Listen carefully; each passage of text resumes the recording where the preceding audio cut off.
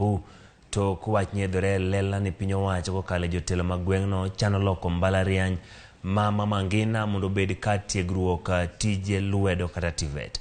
Gino manenore kaka ywaruok mar telo kinde pinyo wacho masani kod mano manosedhi rutaya. Jodak mamutomo koro wacho ni okang' makamano chano duoko piny nyadhi mar telo ma jatend piny machon Uhuru Kenyatta ma mbalariany no noger e kinde telo mare. Jodak go manegeto yuto kuke project mar gero udi ma Kodesa kod chako elni matindo tindo mabiro konyo jopuonjre kod jotije mbang' mbalariany no. Koro seo jod bura makono Gabriel Kagombe kuom tudruok kod jatend Migago masomo Ezekiel Mashogu mondo gilok mbalariany no obed tivet.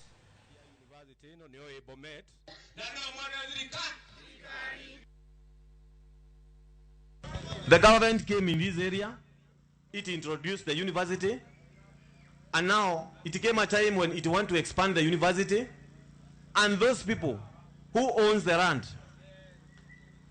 did willingly give the NLC or ceded their lands to the NLC for the development and expansion of this university.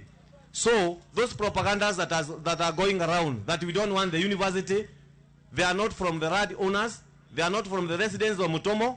We want to say no to anybody who want to take away our development from this area. Wakati tumesikia namna hiyo tukashindwa, na hii MP wetu tulipigia kura juzi hapa, kama mimi mwenyewe niliwekea kura. Kwani amekuja kufanya nini kubadilisha hii mambo ya kutuletea hasara?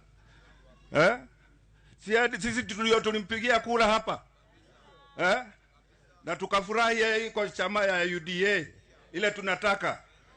Alafu sasa badala ya kuja tujadiliane tuone the way forward, anakuja tena kurudi nyuma yetu. Sasa watu wengi wanajiuliza namna hiyo. Bugo mokel gi otogoro mar pi kelo achiedh nadi mag rach mag apaya ne jodak ma Lotiki, Alamach, Morulem kaachiel kod kuonde mamoko ma ikunye kuoyo kaunti ma Isiolo. Kaluwore gi okang' makama, jodak koro ywak matamre gi nono ka giwacho ni jok mosebedo ka kunyo kuoyo monjo nyaka puothegi ka ok okwagi thuolo kata rusa. Dwaro makamano bende osekelo achiedh nadi ne alwora kaachiel kod jamni ka Jackson Lokadelio, jakom mar Morulem Environmental Conservation, wacho ni gisebedo ka gikale matek mar reso alwora ka okenge ma gisebedo ka gigoyo mar rito alwora osebedo ka gore lwanda.